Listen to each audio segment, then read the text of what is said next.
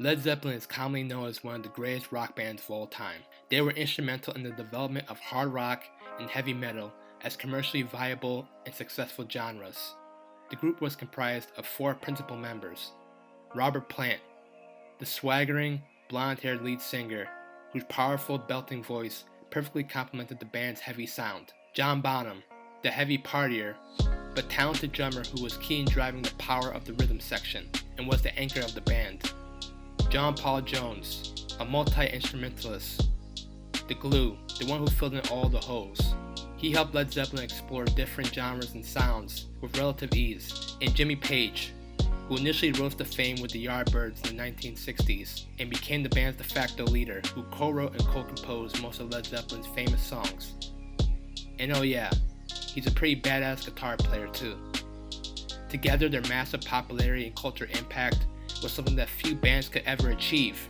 They were on the level of Pink Floyd, the Rolling Stones, and The Who in the 1970s in terms of popularity, album sales, and tour sales.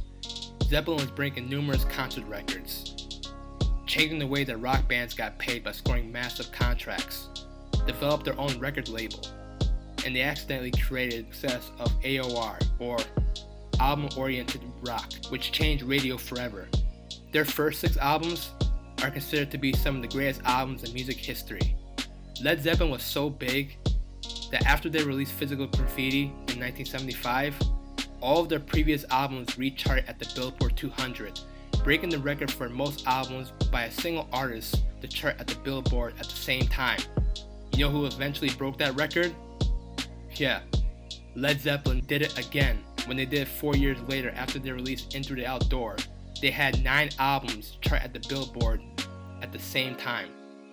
Led Zeppelin did everything to excess: the music, the partying, the live shows. However, that pays a price. The way that they rose to success is what inevitably caused the band to fall apart for good. This is the story of the decline of Led Zeppelin.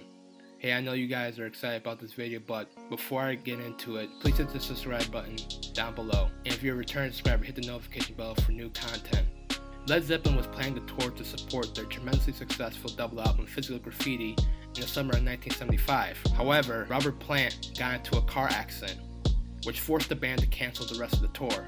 Now knowing that Plant was physically unable to tour for a while, the band shifted plans to instead make a new album. That album would be called Presence, which would be released in the spring of 1976. The Presence studio sessions were rushed. In fact, they were the quickest recording that they have done since their debut album. However, even though the sessions were rushed, they were also contentious. It wasn't like Physical Graffiti, which felt like a true collaborative group effort. Robert Plant felt claustrophobic and homesick, and his injuries were irritating him daily. Page was the main contributor of the album, while Plant was still recuperating. In fact, 6 of the 8 tracks on the album were credited to Page Plant. The album was also different in sound too.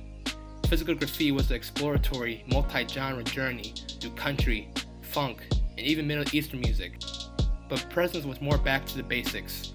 It featured more straightforward guitar jams with no keyboards or acoustic guitar tracks. Presence featured more simplified riffs and longer songs.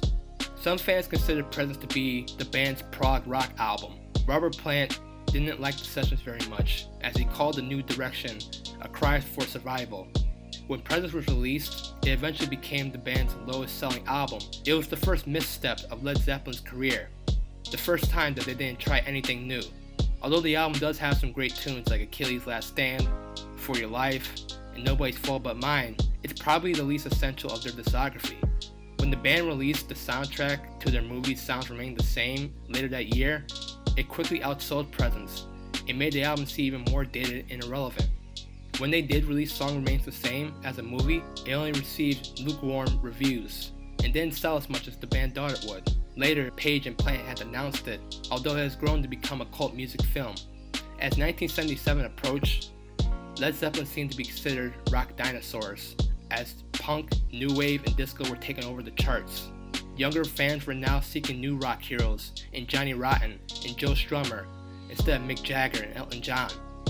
Also at the time, Jimmy Page was developing a severe drug habit, and John Bonham's hard partying ways were beginning to catch up with him. Led Zeppelin began to tour in 1977, and while it was very commercially successful, and the band continued to break attendance records. When they performed at the Pontiac Silverdome in Detroit, it was the largest attendance ever for a single act. But the tour did not go without offstage problems. In Cincinnati, 70 people were arrested as hundreds of fans tried to gatecrash the venue. And in Tampa, although the concert was promoted as rain or shine, the band will go on, it was cut short due to thunderstorms and riots broke out. However, the worst was about to happen. At a stop at a New Orleans hotel, Robert Plant received word that his 5-year-old son had passed away. The rest of the tour was immediately canceled as Plant rushed home to his wife.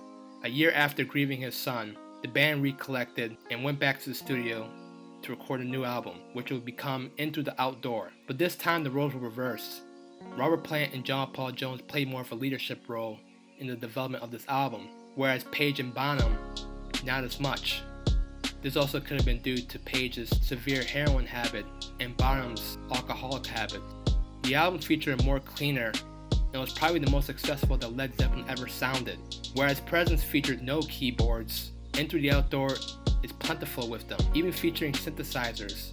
The album became very popular and featured their last top 40 hit. However, true Led Zeppelin fans didn't like it as much, and the word around the street is that Zeppelin was beginning to feel as outdated as their music and less vital than they used to be. In 1980, the band was on a low-key tour throughout Europe, but still, they encountered their share of offstage problems. At a show in Nuremberg, Germany, John Bonham collapsed on stage and was rushed to the hospital. Although some speculated that it was because Bonham passed out due to drinking a lot, the band simply stated that he passed out because he'd probably overeaten. Although this should have been a red flag for what was to come, the band kept trudging on. However, on September 25, 1980, the lives of the bands changed forever, as John Bonham was found dead by John Paul Jones due to asphyxiation by his own vomit. The planned North American tour was later canceled, and on December 4, 1980, Robert Plant decided that Led Zeppelin was no more. And just like that, one of the great rock legacies was over.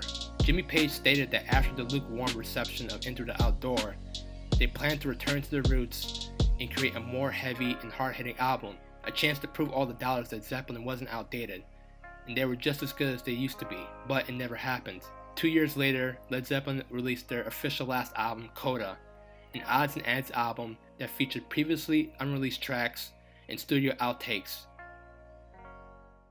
Although it's been 40 years since the band ended, they are still just as popular and relevant.